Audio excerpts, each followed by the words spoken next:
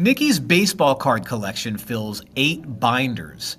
There are 400 baseball cards in each binder. How many baseball cards in total are in Nikki's collection?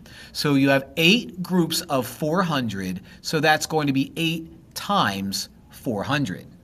Now, before you reach for a calculator or before you try to do some crazy math, don't. Whenever you multiply a number to something that is a multiple of a power of 10, so 400 is the same as 4 times 100, what you do is you multiply the first digits that are not 0.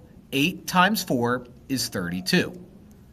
Now you attach the zeros at the end of each number. So you have 1, 2 zeros there, so 1, 2 zeros get attached.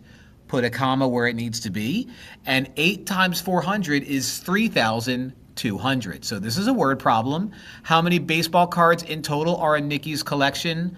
3,200 baseball cards.